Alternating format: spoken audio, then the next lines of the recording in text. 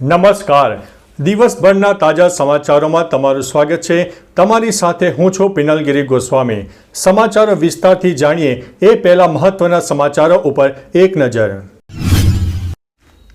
મિત્રો, આજની વિડીયોમાં વાત થશે નવરાત્રિમાં છૂટાછવાયા વરસાદની આગાહી, નકલી સીબીઆઈ અધિકારી ભાજપનો અસલી કોર્પોરેટર નીકળ્યો છે, આગળ વાત થશે ભારત સાથે ટકરાશે આફ્રિકન બ્લેડ, ત્યારે આગળ વાત થશે યુકે વિઝાના નામે છેતરપિંડી આચરવામાં આવી છે, રેલવે એન્જિન પાટા પરથી ઉતરીને ખેતરમાં ઘૂસી ગયું છે, સોશિયલ મીડિયામાં સીન સપાટા કરવા પડ્યા છે ભારે, નવરાત્રિમાં હેલ્મેટ નહીં પહેર્યું તો થશે દંડ, ત્યારે આગળ વાત થશે કઠુઆમાં આતંકવાદીઓ સુરક્ષા દળો પર ગોળીબાર કર્યો છે, વાત છે જમ્મુ કાશ્મીરની, ત્યારે આગળ વાત થશે સરદાર સરોવર ડેમમાં સતત પાણીની આવક વધી રહી છે, આગળ વાત થશે રીસામણે બેઠેલ પત્નીએ છૂટાછેડાનો કેસ કરતા પતિએ કર્યો છે હુમલો, ત્યારે આગળ વાત થશે ગૃહમંત્રી હર્ષ સંઘવીનો લોકહિતનો નિર્ણય સામે આવ્યો છે, ત્યારે વાત થશે દીપડો અભરાએ ચડી ગયો અને દિલ ધડક તેનું રેસ્ક્યુ કરવામાં આવ્યું હતું, અને અંતે ડીજેના અવાજથી થઈ ગયું છે બ્રેઇન હેમરેજ.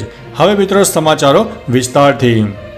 ડીજે સાઉન્ડને લગતો વધુ એક કિસ્સો સામે આવ્યો છે. આ મામલે છત્તીસગઢનો અહીં ડીજેના અવાજને કારણે એક વ્યક્તિને બ્રેઇન હેમરેજ થઈ ગયું હોય તેવી ઘટના સામે આવી છે. પરિસ્થિતિ જોઈને લોકો તેને સારવાર માટે હોસ્પિટલ લઈ ગયા હતા. વ્યક્તિની સ્થિતિ નાજુક છે, તેની સારવાર ચાલુ છે. નિષ્ણાતોના મતે વધુ પડતા અવાજને સંપર્કમાં આવવાથી કાનને નુકસાન થાય છે અને વ્યક્તિની સાંભળવાની ક્ષમતામાં ઘટાડો થવા લાગે છે. મિત્રો, અન્ય મહત્વના સમાચારની વાત કરીએ તો અમરેલી ધારીના જળજીવડી ગામના રહેણાંક વિસ્તારમાં દીપડો ઘૂસી આવ્યો હતો. દીપડો અભરાઈ પર ચડીને બેસી ગયો હતો. આ અંગે વન વિભાગની ટીમને જાણ કરવામાં આવી હતી. દીપડાને બેભાન કરીને પાંજરે પૂરવામાં આવ્યો હતો.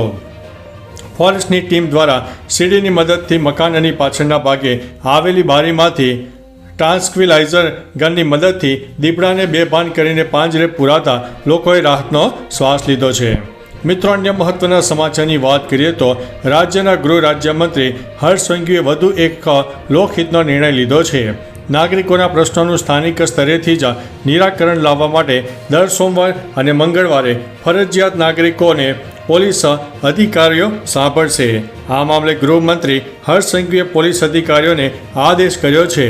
દર સોમવાર અને મંગળવારે ફરજિયાત નાગરિકોને પોલીસ અધિકારીઓ સાંભળશે. મિત્રો, અન્ય મહત્વના સમાચારની વાત કરીએ તો મોરબીમાં રીસામણે બેઠેલ પત્નીએ છૂટાછેડાનો કેસ કરતા પતિનો ચાઇના કટરથી બ્લેડ વડે હુમલો સામે આવ્યો હોય તેવી ઘટના સામે આવી છે. હાલ મહિલાને સારવાર માટે હોસ્પિટલમાં ખસેડવામાં આવી છે. મોરબી તાલુકાના પોલીસ સ્ટેશન ખાતે આ મામલે ફરિયાદ નોંધાઈ છે. મોરબી નજીક ગોટુ ગામે આ ઘટના બની હતી.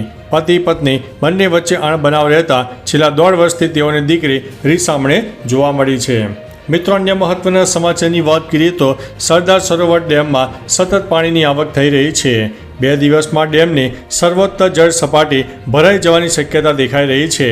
પાણીની સપાટી હાલ 137 મીટર કરતાં વધુ હોવાનું સામે આવ્યું છે.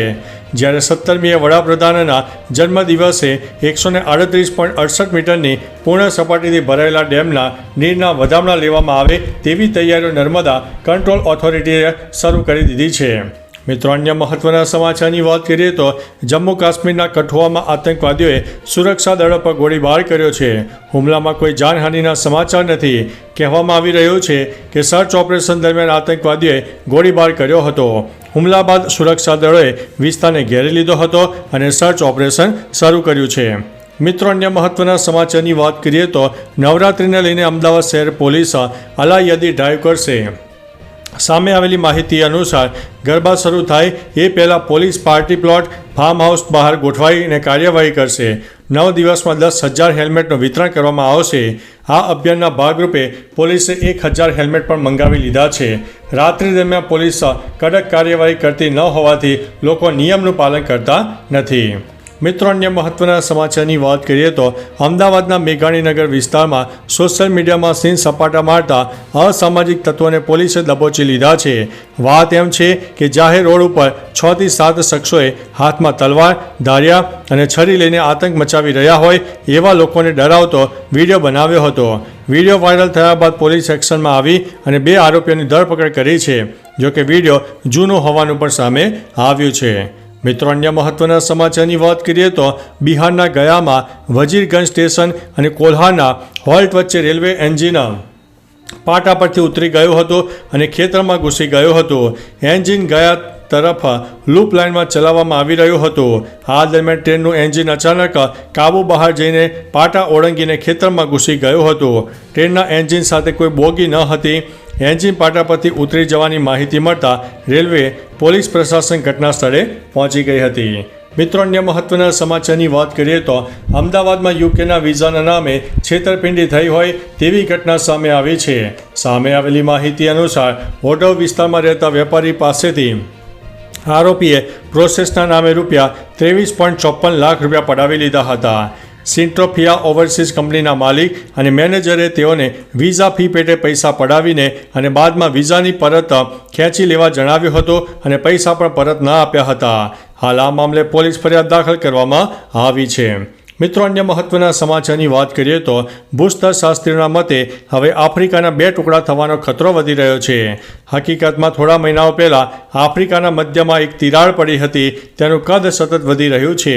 માર્ચ 2023ની શરૂઆતમાં જ્યારે આ તિરાડ મળી આવી ત્યારે તેની લંબાઈ 56 કિલોમીટર હતી. હવે જૂન સુધીમાં આ તિરાડ પહેલાં કરતાં વધુ લાંબી થઈ ગઈ છે અને સતત વધી રહી છે. આવી સ્થિતિમાં આફ્રિકાના 2 ભાગમાં વિભાજનને લઈને ભૂસ્તરશાસ્ત્રીઓ ચિંતિત છે. મિત્રો, અન્ય મહત્વના સમાચારની વાત કરીએ તો સુરેન્દ્રનગરના વઢવાણ સાહેબ નગરપાલિકા વોર્ડ નંબર 13ના કોર્પોરેટર જ નીકળ્યા છે નકલી સીબીઆઈ અધિકારી. કોર્પોરેટર હિતેશ્વર મોરી નકલી સીબીઆઈ અધિકારી બનીને ફરતા હતા. YMCA ક્લબમાં ફિલ્મ મેકરને ગોંધીને લૂંટનો પ્રયાસ પણ કર્યો હતો. તેમાં સીબીઆઈ ઓફિસર બનીને લૂંટ પ્રયાસ કરીને ધમકી પણ આપી હતી. મિત્રો, અન્ય મહત્વના સમાચારની વાત કરીએ તો હવામાન વિભાગે રાજ્યના વિસ્તારોમાં વરસાદની આગાહી કરી છે. જોકે આગામી 7 દિવસ રાજ્યમાં ભારે વરસાદની શક્યતા નહીવત છે. રાજ્યના કેટલાક વિસ્તારોમાં છૂટોછવાયો વરસાદ થઈ શકે છે. રાજ્યમાં વરસાદ લાવે તેવી કોઈ સિસ્ટમ હાલ સક્રિય ન હોવાને કારણે વરસાદની શક્યતા નહીવત છે. રાજસ્થાનમાં એક સિસ્ટમ સક્રિય રહેતા હળવા વરસાદની શક્યતા રહેલી છે. એટલે કે હવે નવરાત્રિમાં પણ છૂટોછવાયો વરસાદ થાય તેવી શક્યતા વર્ણવવામાં આવી છે. તો ચાલો મિત્રો, ફરીથી દેશ અને દુનિયાના સુપરફાસ્ટ સમાચાર લઈને મળતા રહીશું. ત્યાં સુધી અમને રજા આપશો.